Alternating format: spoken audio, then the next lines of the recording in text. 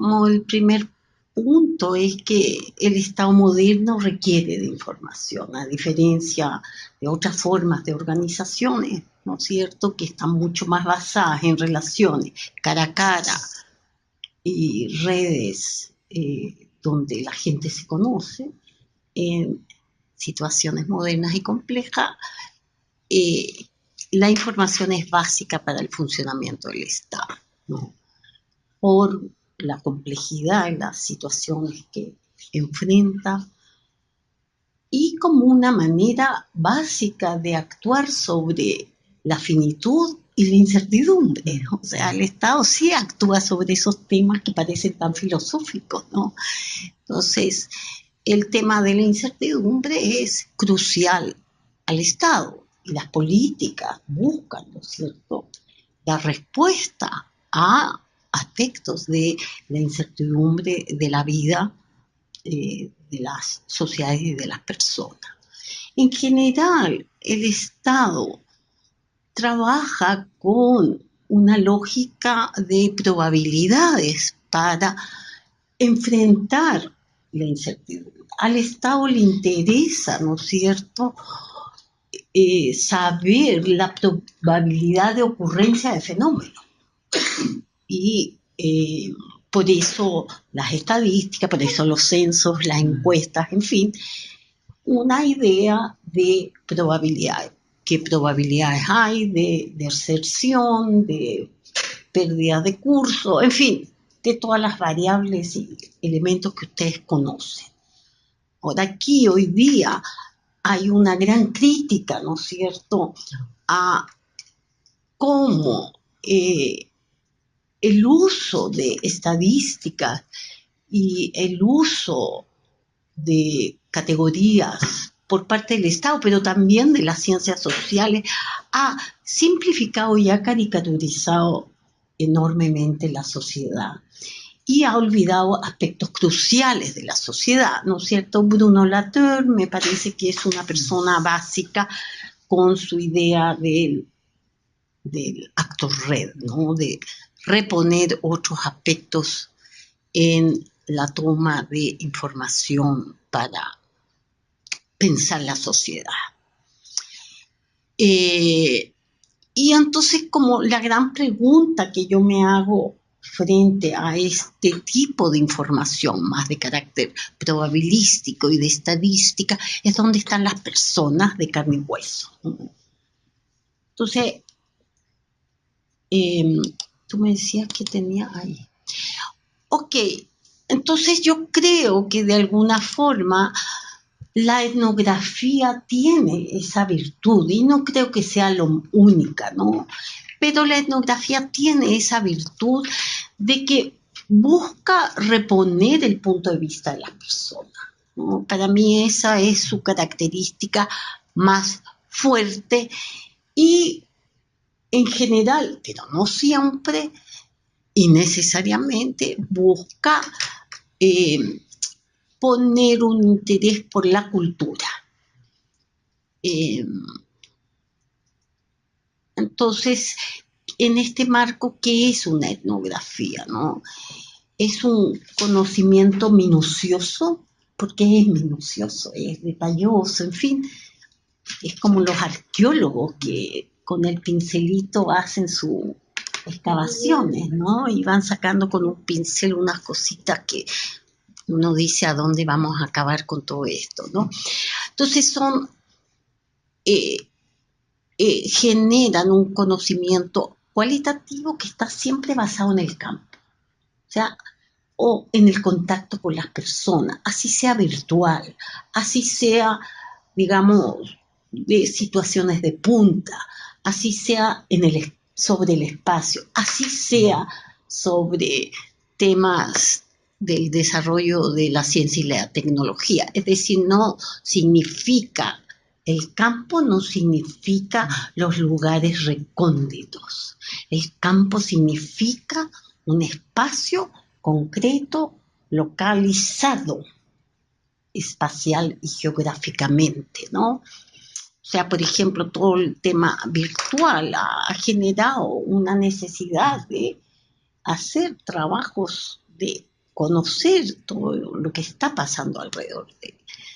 Y no tiene ya que ver con la búsqueda de unos personajes que quedaron atrás de la historia o algo así, ¿no? Como fue el origen de la antropología. Entonces, como les decía, lo fundamental es este intento por rescatar el punto de vista de los actores, ¿sí? Y aquí, bueno, eso significa muchas cosas. Es un campo casi de debate, ¿no? Entonces, la etnografía trata de dar voz a los sin voces, la etnografía busca o trata de interpretar los sentidos de esos actores, en fin, hay un montón de opciones ahí. Pero lo importante es eso, esa perspectiva de los actores. O sea, una etnografía no va a buscar y no va a ir detrás de conceptos, no va a ir detrás de teoría, va a ir detrás de gente, de hechos, de cosas que está buscando, ¿sí?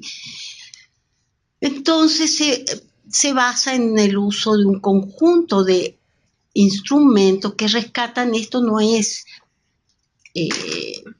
digamos, exhaustivo, pero hacíamos de ejemplo que rescatan mapas conceptuales de las personas, que rescatan resignificaciones de la recepción de múltiples mensajes, que rescatan biografías y voces múltiples, que rescatan juegos entre sujeción y actoría, en fin, ahí ya el uso de esos instrumentos va dependiendo de poco, ahí sí, los marcos analíticos en los cuales se va a inscribir el trabajo.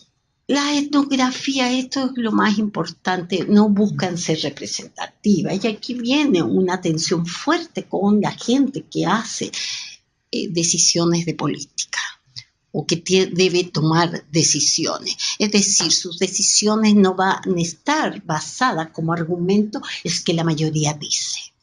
Entonces es complejo el uso de esto, porque no buscan ser representativas. Puede incorporar distintas situaciones en la selección de sus informantes, pero no busca establecer la representatividad de la ocurrencia de ciertos fenómenos. La estadística es mucho más eficiente en eso, lo hace mucho mejor, sino que lo que va construyendo son casos, ¿no? Y aquí sí me sumo a lo que plantea Gertz, que es similar a lo que hace un médico con sus pacientes para el diagnóstico. Es decir, el médico conoce una serie de teorías, de información, sabe, ¿no? Y tiene a un paciente al frente que con una serie de síntomas y de sus conocimientos puede diagnosticar frente a qué situación está. De alguna forma, la etnografía trabaja con esa lógica, ¿no? Creo que esto es su característica y también lo que va a generar algún nivel de complejidad para un decisor de política.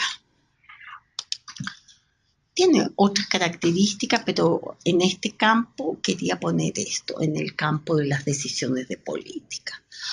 Ahora, para las políticas y el uso de información, pienso que lo primero que hay que entender es que el conocimiento no puede ni debe generar inmediatamente política.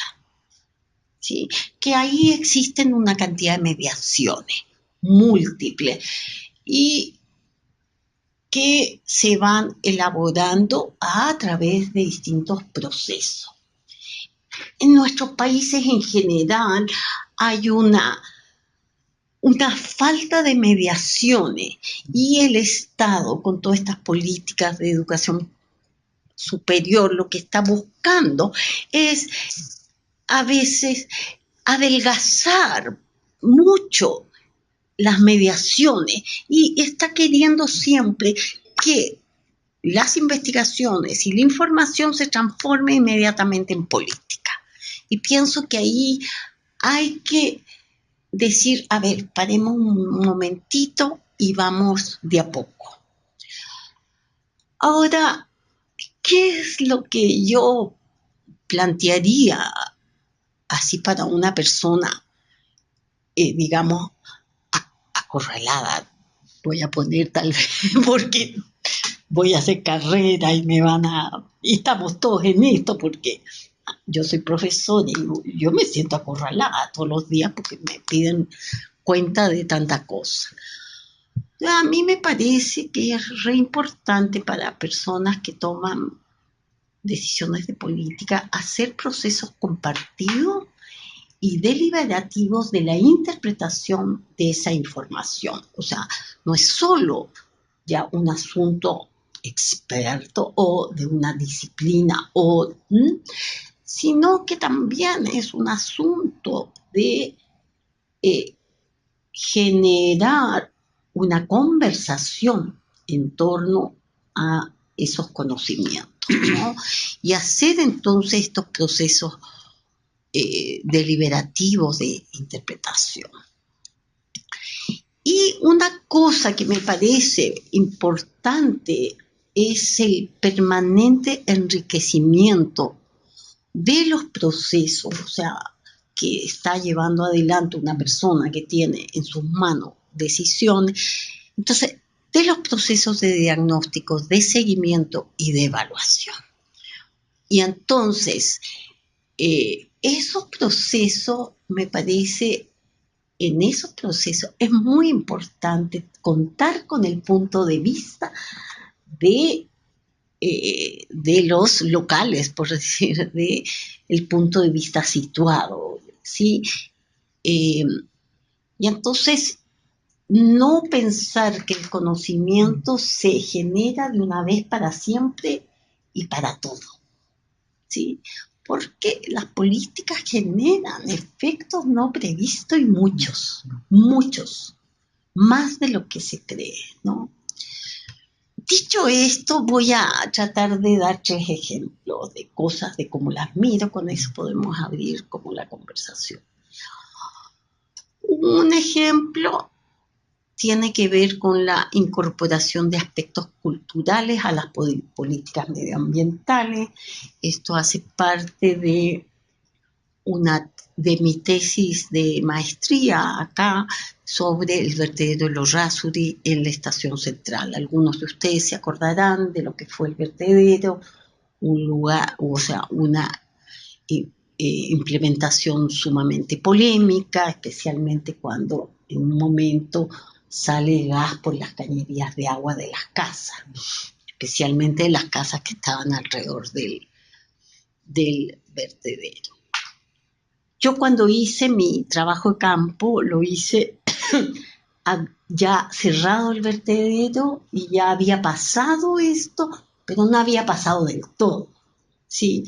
Habían ruinas, rezagos, resabios de el conflicto que había pasado. ¿Y qué es lo que hice entre varias cosas, no? Solo quiero referirme a un punto.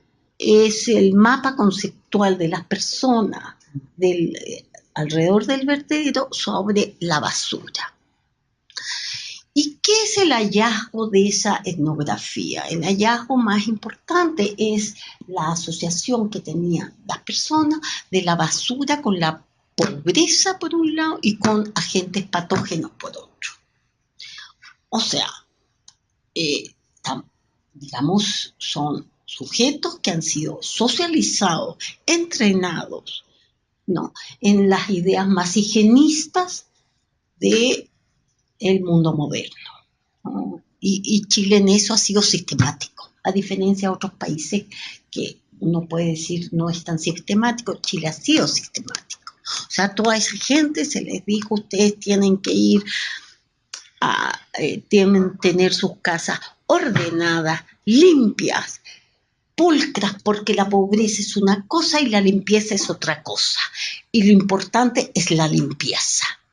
Entonces, obviamente, si tú le pones basura a esa gente que ha sido socializada en esa lógica, bueno, le estás reponiendo la pobreza. Y se trataba, digamos, hay varias condiciones sociales, ahí yo no sé si ustedes ubican el sector, pero hay unas poblaciones de gente un poquito más acomodada que han salido de la pobreza. Entonces le pones esto y le repones la pobreza a la vez, ¿no? Y lo otro es la asociación de la basura, ¿no es cierto?, con agentes patógenos.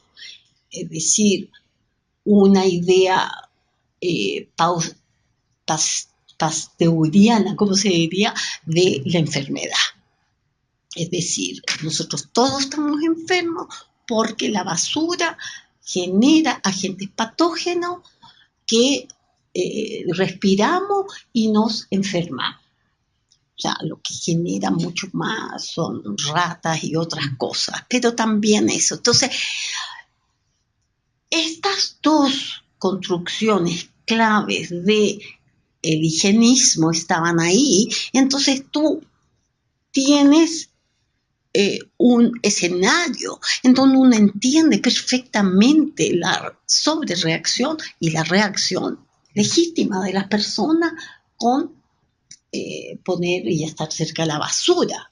Ahora, muchos ambientalistas consideraban a Estación Central como la primera comuna verde, porque se consideraba como fue la primera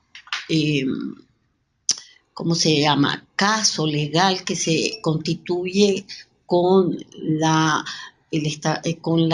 basado en la Constitución y en el derecho de vivir en un ambiente libre de contaminación. Fue la primera vez que se usó ese argumento. Entonces se consideraba que había una gran conciencia ambiental. Entonces yo decía, bueno, ¿hasta qué punto la gente tiene entonces también una noción de la basura como un recurso con potencial reciclable? Y eso no existe. Ese concepto no existía, sino que teníamos estas asociaciones. Eso por un lado. Por otro lado, el otro elemento importante es que en el diseño del proyecto y en el seguimiento y en el argumento que manejaban las autoridades de la empresa que manejaba los residuos, estaba otra vez lo mismo, una tensión entre la probabilidad de ocurrencia de estos fenómenos, que se filtre el gas por las llaves, es del 0.05%. Al señor concreto que le llegó el gas por la llave a su casa, es una persona concreta que le llega y no le satisfacen que le digan usted está en el 0,01% o lo fin. Entonces, esta tensión entre probabilidad y caso, ¿no? Entonces, la probabilidad no me responde y no me resguarda. Finalmente, esa es la sensación. No me resguarda, no me protege. Este es otro caso. He trabajado en Ecuador con un grupo de estudiantes en referencia a las políticas de desincentivo del embarazo adolescente. Eso es muy parecido en todas partes y ustedes más o menos las conocen. ¿Qué es lo que encontramos en el marco de un programa de esta naturaleza orientado a madres adolescentes?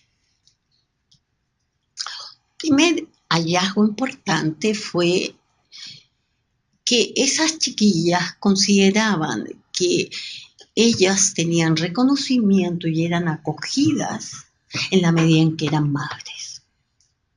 Su categoría de adolescente las ponía en un limbo en sus casas, en el colegio, en el conjunto de la sociedad, que no les ubicaba un rol, que eran un poco subnormales.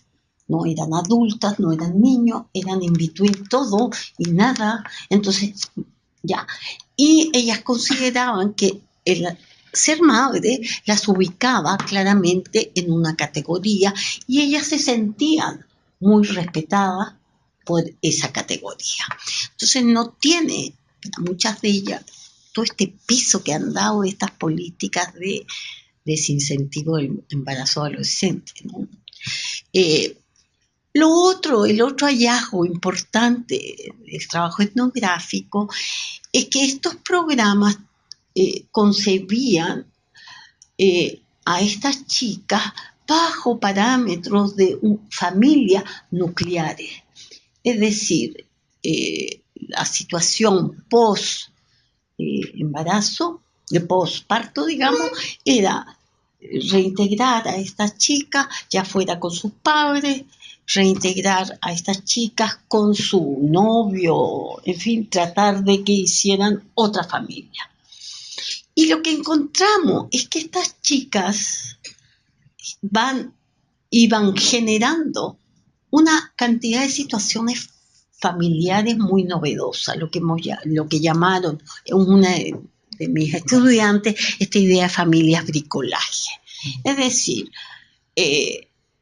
chicas que habían sido madres adolescentes, por ejemplo, dos hermanas que se van a vivir juntas, prescinden de los novios y deciden vivir ellas juntas. Entonces, a juicio de las personas que llevaban el programa, eso no era lo esperado, no era lo deseable y esos nuevos, esa prole que estaba viniendo al mundo estaba en desventaja para enfrentar el mundo, en fin.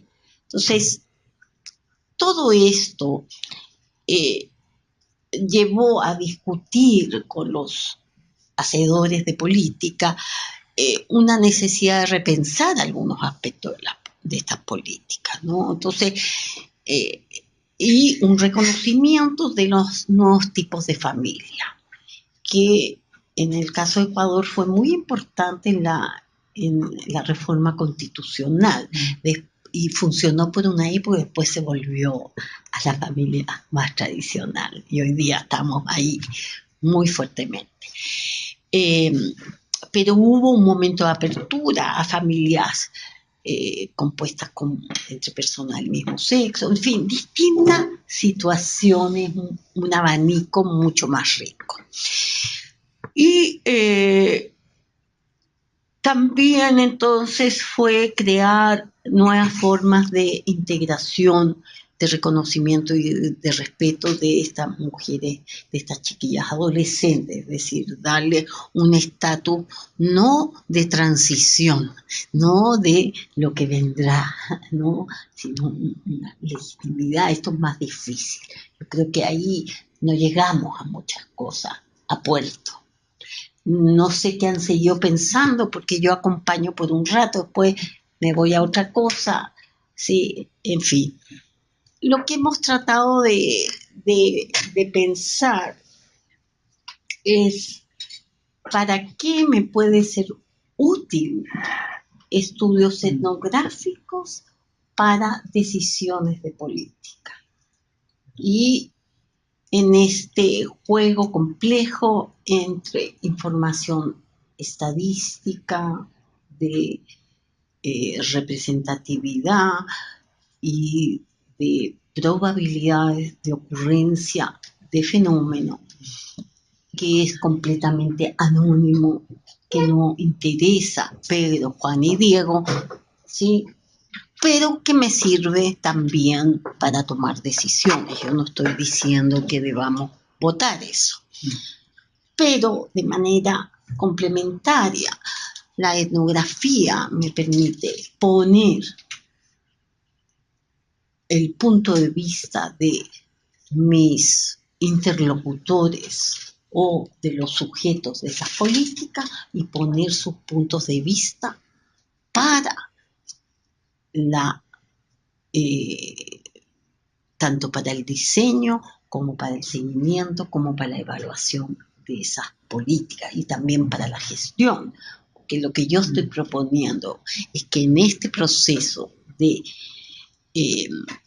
reflexión interpretativa de la información y este proceso deliberativo es una manera de incorporar a los actores locales en la política.